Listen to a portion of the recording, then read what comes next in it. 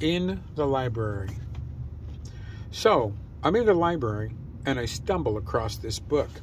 As he's saying this, the large man holds out a small leather volume that is clearly old and has just seen better days. He is a big man, nearly 190 centimeters tall, with broad shoulders and tipping the scales at 18 stone. The man hands the book to a small figure and continues. I literally stumble on the thing. The one now holding the book smiles brightly and opens the old volume as the bigger man keeps talking. It must have fallen off its shelf, he continues. I snatched it up, along with the amphora, and hightailed it out of there before the security detail could glom onto my presence. The small figure is leafing through the book and says, Amphora Skoy.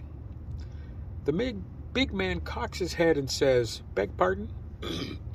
Pecht tells him in his high, soft voice, technically, since it's such a small example of an amphora, the proper term is Amphora Skoy.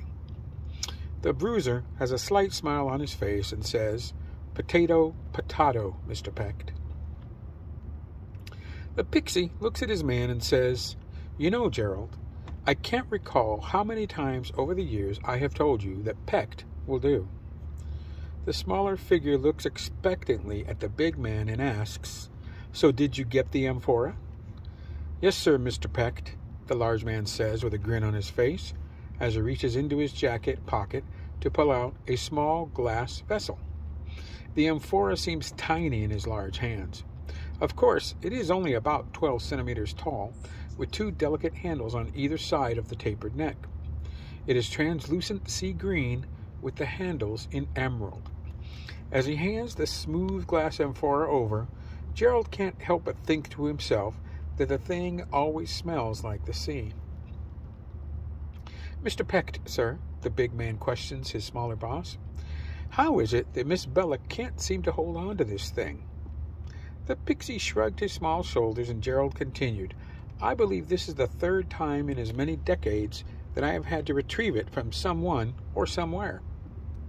The small figure ran the glass amphora gently through his nimble fingers and spoke. At least this posh gentleman were just a collector and had no nefarious motives like that Italian from the south side of the city. Gerald shivered, despite the relative warmth of the small apartment. The mention of that man made him recall when he had first met Mr. Pecht. That had been nearly 100 years ago. It had, in fact, been the very night that he had been killed by Vittorio in one of the back rooms of the Italian eatery that the troubleshooter had secretly owned. He clearly remembered tackling the Italian devil because the other man had been stalking his friend Teague and had taken out the ivory-handled razor that he had used to kill dozens of men. Gerald recalled his friend and the years they worked for Mr. Penrose, who ran the west side of the city for quite a while.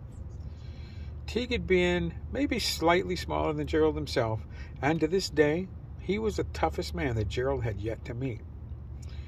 He remembered thinking that he would take his friend Teague over any man, even if they were armed. But if he were taken unawares by someone like Vittorio, well, that could be a different story. So he had tackled the Italian, and very shortly after that had been lying on the floor in a pool of his own blood. Teague had found Gerald and helped him as the bruiser's life seeped from him. Over the years, he had asked the pixie several times to explain what he actually did that brought him back. Gerald always just thought of it as a miracle. Pecht had to basically dumb it down tremendously.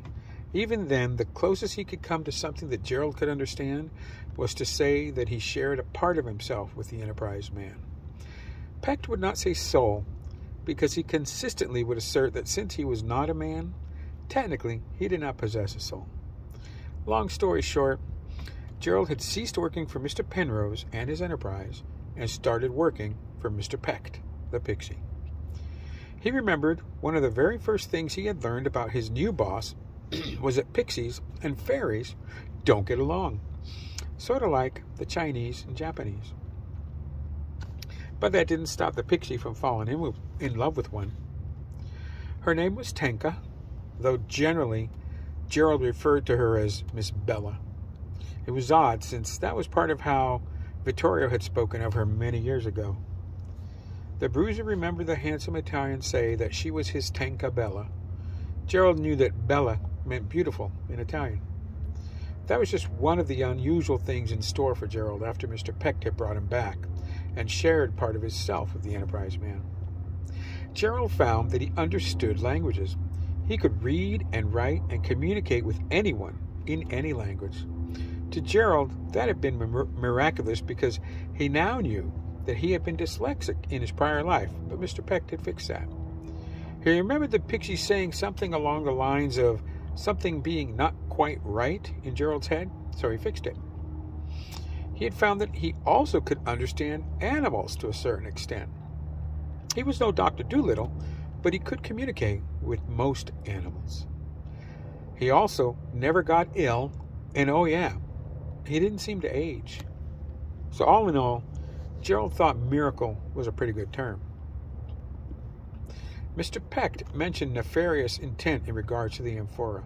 That was pertinent because he knew that if someone possessed a small glass jar, then they could exert influence over the sea nymph Tanka, who was the love of Mr. Peck's ridiculously long life.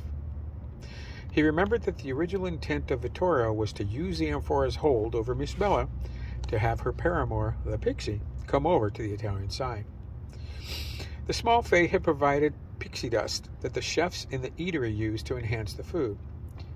This meant that people would be willing to do whatever they must, including paying exorbitant prices to enjoy the delicious food. In point of fact, the Italians had been using too heavy a concentration of pixie dust, and eating the food became an addiction as insidious as heroin. The Pixie was polishing the amphora and preparing to place it in a cleverly concealed safe. As his boss was doing that, Gerald had taken the book and was admiring it. The small volume was several hundred years old, written in Old English, and had been inscribed by hand. There were beautiful illustrations that were still astonishingly colorful, considering how old the book was. He had read through most of the book in the short time it was in his possession.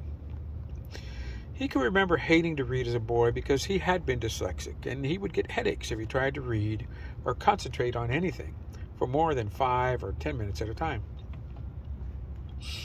One of the advantages of the miracle that had brought him back was that he had been cured of that particular learning disability.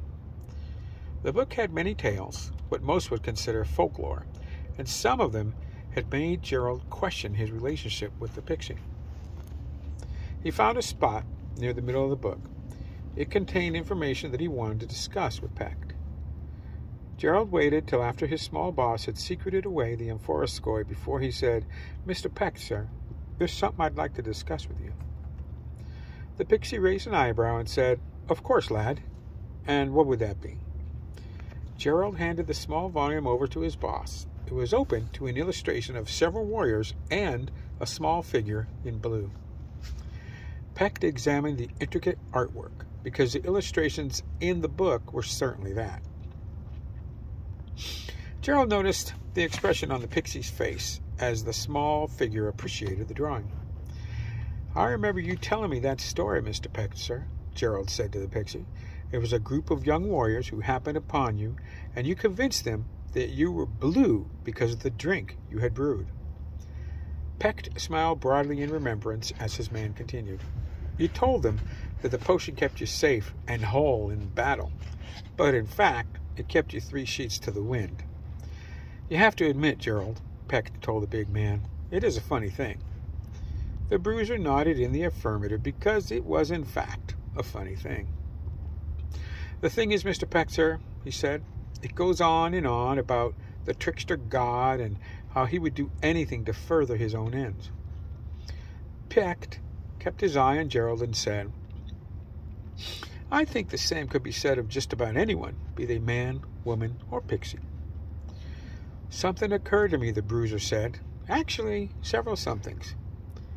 Peck looked up at his man and asked, "And what would those be, lad?" "Well," Gerald said, "I'm going to be 126 years old this November, and I've lived in 3 centuries so far."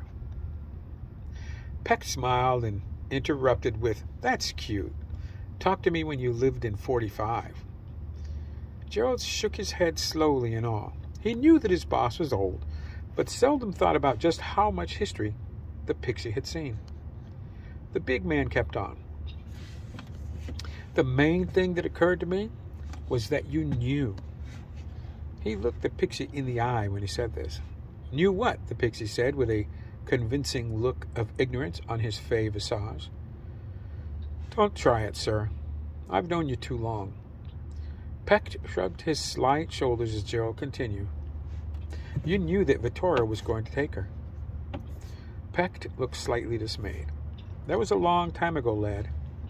Gerald slowly shook his head in the negative and said, "That doesn't matter." The big man took a moment to survey the small, lavishly appointed apartment before turning his gaze back on the millennia-old figure from folklore. "She wasn't my mom," Gerald said, "but Teague's mother was the grandest lady I've known my whole life." Peck agreed with, "The missus was quite the lady. You're not wrong there, lad." "You knew that Vittoria was going to take her and you did nothing." Gerald asked his boss. The pixie said, "She came out of it none the worse for wear, lad."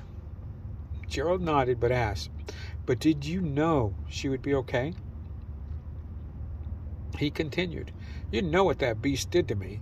Did you know she would be okay?" Peck considered for a moment before he answered, "Honestly, lad, I did not." Gerald's face flushed. He sighed and he asked, "Then how could you have done that?" The big man started to pace. They both could have been killed by that monster. "I'm sorry, lad," Peck told his man. I needed Teague to take care of the situation, and having his mother in peril made certain that he would do what needed to be done." A troubled look crossed Gerald's broad face, and he said, "I don't know if I can be here."